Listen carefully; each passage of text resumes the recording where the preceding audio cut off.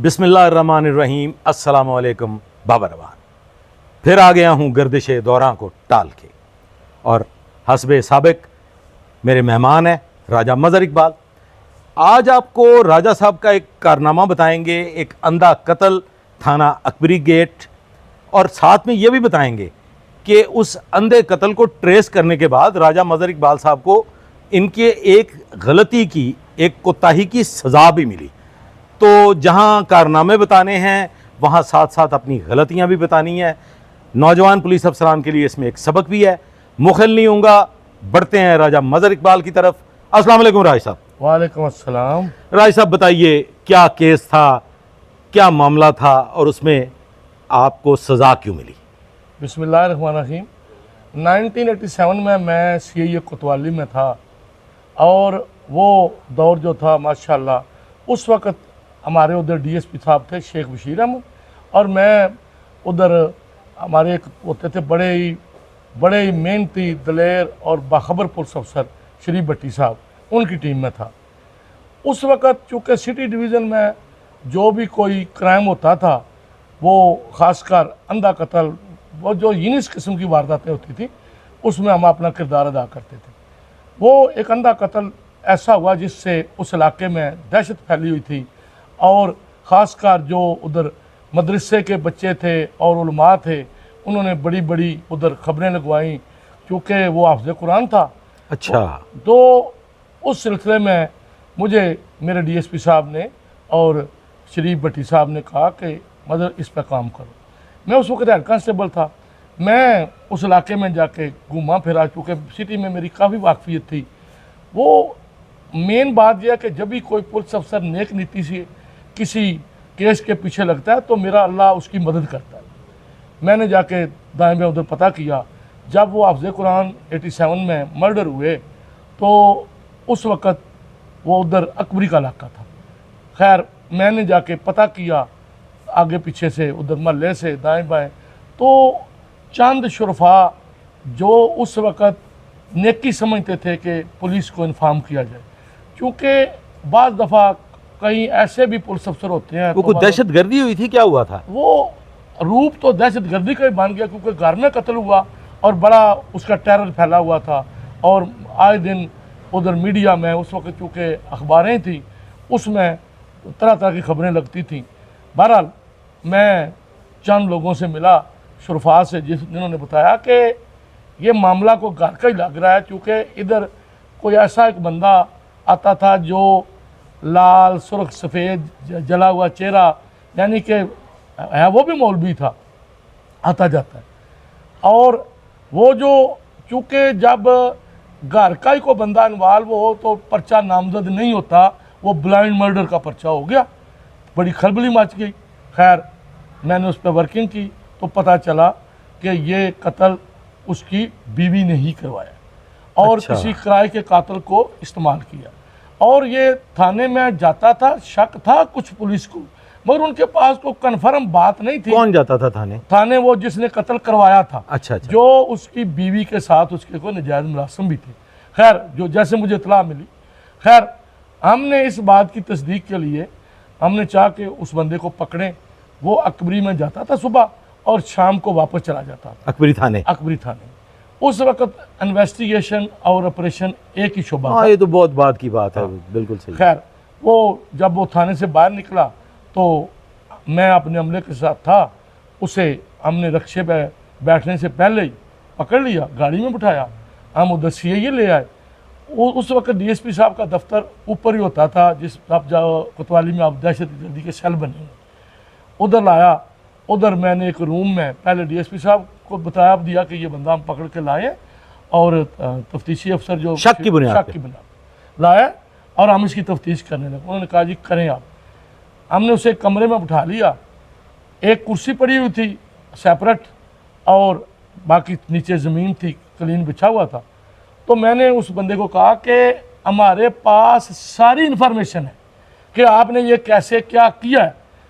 आपने अच्छे बच्चों की तरह अगर सही बात करनी है तो आप कुर्सी पे बैठ जाए, अगर आपने झूठ बोलना है तो फिर हम रवायती जो तरीका है पुलिस वाला वो इस्तेमाल करें, ताकि हमने तो केस को पाया तकमील तक पहुँचाना है, और हमें सारी बात का पता है। मदर साहब एक सवाल है, आपको कोई कंफर्म इंफॉर्मेशन मिल गई थी या आप अपनी तफ्तीशी पॉइंट ऑफ व्यू से ये सारा कुछ कर रहे थे? क्योंकि मैं एक पुलिस अफसर का बेटा था और मैं माशाल्लाह हर काम में सिरदर्द लेता था, और मुझे अल्लाह ने एक माशाल्लाह ऐसा फ़न दिया हुआ था कि तफ्तीश से, बातों से ही, जिस तरह चौधरी शफकात, अहमद खान चद्दड़, उमर विरक साहब, राना मुनीर साहब, वो जो उनकी मैंने तफ्तीशें देखी थी वो कैसे करते हैं, वो मैंने वो सबसे पहले अपना उधर सारे पॉइंट लिखे हुए थे। जब मैंने उसको ये सारे पॉइंट बताए तो उसने कुर्सी का इंतखाब किया, वो कुर्सी पे बैठ गया। उसने कुर्सी पे बैठ के सारा बताया कि उस मकतूल हाफ़िज़ कुरान की जो बीवी थी उसके साथ मेरा कोई गलत तल्लक था, तो हम आपस में शादी करना चाहते थे, और हमने ही प्लान करके एक नबील नामी लड़के का, इसमें जो 20-22 साल का नौजवान था, उसे इन्होंने पता नहीं क्या बताया कि जिससे वो इनकी बातों में आ गया। नबील को कैसे शामिल कर लिया? नबील को इसने जो था उसका तल्लक वाला उसका तल्लक था, वो उसका किसी दौर में, क्योंकि वो भी बच्चों को पढ़ाता रहा है। अच्छा, वो जो जिसने मरवाया था, और उसने नबील से बात की, नबील को बातों में लिया। उस वक़्त 87 में उसे लाख रुपया दिया। ओए होए, 1987 में उसे 1 लाख रुपया दिया। नबील, और ये पैसे किसने दिए? ये कहाँ से आए? ये पैसे उसकी औरत ने दिए। किसकी? मकतूल की औरत थी जो उसकी अच्छा, बीवी थी। ये मुझे थोड़ा सा बताइएगा, क्या मकतूल की बीवी इस काबिल थी कि वो 1 लाख रुपया अदा करे? वो घर से ही उसने जो हाफिज साहब के पैसे थे, क्योंकि वो बच्चे भी पढ़ाते थे और मदरसे में भी आते जाते थे, और लोग जो नजराना देते थे, क्योंकि आपको पता है कि जो ये होते हैं ना इस दीनी मामलात के पैसे लोग कोई श्रीनी या वे देते थे, उसने वो पैसे इकट्ठे किए हुए थे और उसी ने पैसे दिए, जो तफ्तीश में बात आई। खैर, हमने जब ये तफ्तीश पता चल गया कि अगला मरला नबील को पकड़ने का था, हमने नबील की सारी मालूमात ली। कुछ तो उसने, जिसने कत्ल करवाया, उसने बताया, कुछ हमने महल्ले से ली। इसका एक भाई जो है वो आउट ऑफ कंट्री होता है। नबील कहाँ का रहने वाला था? नबील प्रेम गली का रहने वाला था। उसके उधर उनकी प्रेम गली किधर है जी? प्रेम गली नौलखा के इलाका में। अच्छा। उसने नीचे उनके बड़ों की हार्डवेयर की दुकान थी और ऊपर उनका घर था। हमने इस तरह का रूप ढाया कि पहले तो इसके साथ जाके हमने घर देखा और इनका एक फ़ोन नंबर लिया कि आपका कोई सऊदी अरब से सामान आया। अच्छा, इसका कोई अजीज सऊदी अरब में था? नबील का भाई एक सऊदी अरब में। ठीक। वो आपको पता है, जब भी कोई बंदा आउट ऑफ कंट्री से कोई सामान लाए, और एहतरामन हमारा पंजाब का कल्चर है कि वो खुशी से सारे आ जाते हैं कि हम सामान रिसीव करें और उसकी खिदमत करें। ठीक। वो खिदमत करें या बाहर से सामान आया है, हाँ, वो लुटमार करें। जो भी चीज़ें थी वो तो एक हमने रस्मी एक बहाना बनाया हुआ था। हाँ। खैर, वो जब नीचे आया तो औलिया के मुताबिक, और प्लस जो वो बंदा हमने अपनी गाड़ी में बिठाया हुआ, तो उसने इशारा किया कि यही नबील है। नबील को पकड़ के हमने गाड़ी में बिठाया तो इतना खुश हो गया कि हमने कहा, यार तुम पे कत्ल का इल्ज़ाम है, तुमने कत्ल किया है और तुम्हारे पे इल्ज़ाम है। तो उसके सारे इंस बताया कि वो हमने पकड़ा हुआ बंदा जिसने आपको हायर किया है। तो वो खुश हो रहा था। हमने कहा, तुम खुश क्यों इतने हो रहे हो?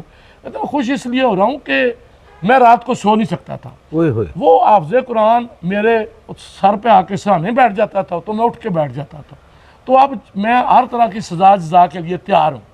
हम थाने में ले गए, उधर जाके अपने सेंटर में उसकी तफ्तीश की, और जो मेरे शरीफ भट्टी साहब थे उन्होंने भी तफ्तीश की, उससे आला कत्ल बरामद किया और उस औरत को भी पकड़ के ले आए जिसने वो कत्ल करवाया था। तो वो इससे जो कुछ रकम ली थी उसने, वो कत्ल करने के एवज वो भी बरामद हो गई। Very good. और चूँकि हाफ़िज़ कुरान का कत्ल जो है वो मुझे लगता है कि उसकी फैमिली ने, क्योंकि उसकी बीवी इन्वॉल्व थी, किसी ने कोई इतनी सिरदर्द ना ली जिस वजह से पैरवी सही नहीं हुई। और शरीफ भट्टी साहब ने भी जो हक अदा करना चाहिए था वो नहीं किया, अदा करना था वो ना किया।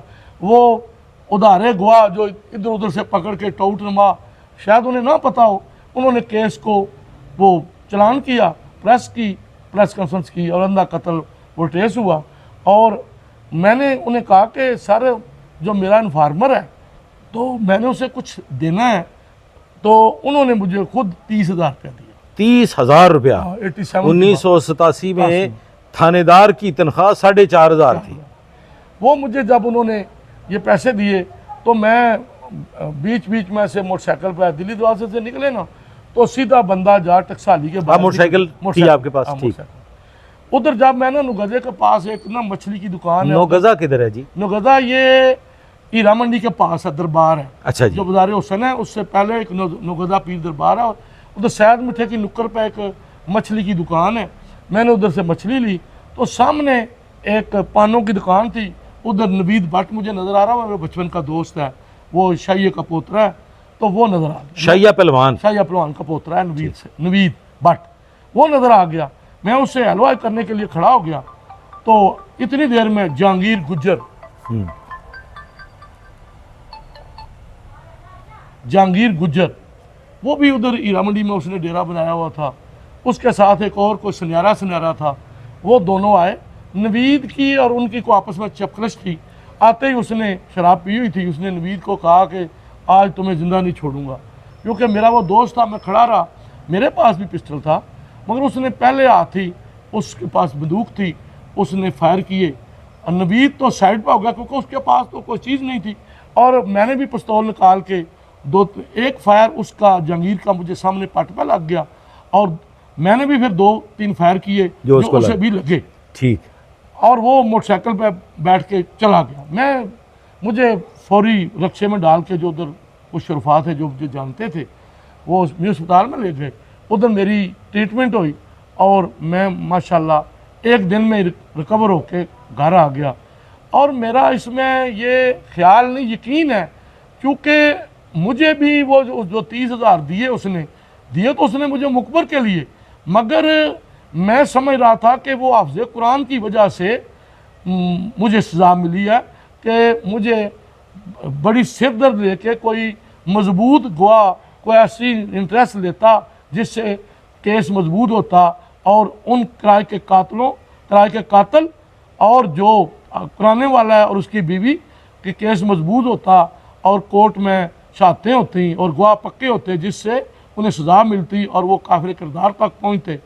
और इसमें अब मैं ये लेसन देना चाहता हूँ। पहले लेसन से पहले ये बताइए केस का बना क्या? ये वो केस इस वजह से बहुत जल्दी, क्योंकि कमज़ोर गवाह मजबूत ना थे, वो गवाह पंजाबी में कहते हैं उधारे थे, जो मुझे लगता है को पकड़े पकड़ाए हुए राइट लेफ्ट उधारे थे। खैर केस वही मजबूत होता है जिसमें घर वाले इंटरेस्ट लें, फैमिली, क्योंकि बीवी इन्वॉल्व थी, उसकी फैमिली में कोई इतना सिरदर्द ना लिया, जिस वजह से वो जल्दी ही वो जो मुलज़म है, जो जिन्होंने कत्ल किया था या करवाया था, और बीवी बेल आउट हो गए। उसके बाद वो केस बरी भी हो गया, और उस हाफ़िज़ कुरान का कुछ ना कत्ल का कुछ ना बना। नौजवान पुलिस अफसरान के लिए आप सबक दीजिए कि क्या सबक है? मैं ये सबक देना चाहता हूँ कि जिस किस्म का भी केस हो, ये तो एक बहुत बड़ा केस था कि एक हाफ़िज़ कुरान था, इसमें हमें हर मुमकिन कोशिश करनी चाहिए कि इसमें गवाह मजबूत हों, कत्ल के मामलात में गवाह मजबूत हों,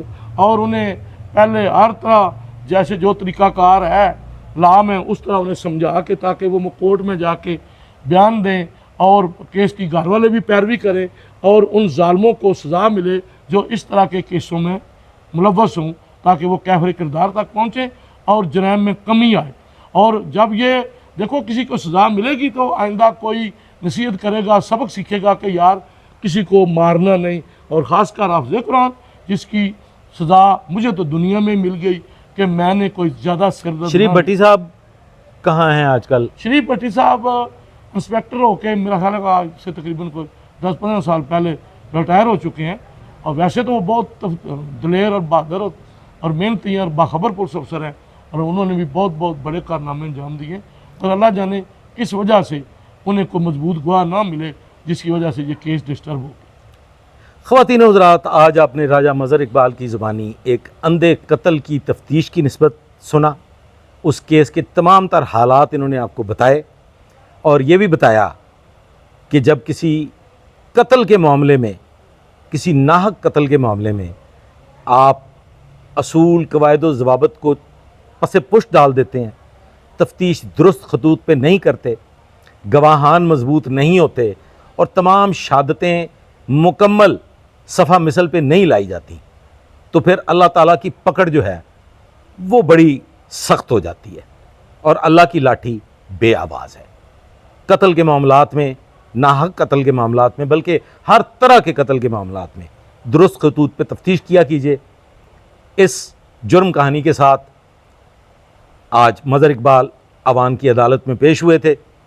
आपने कमेंट्स में बताना है कि ये जुर्म की दास्तान, ये जुर्मनामा आपको कैसा लगा।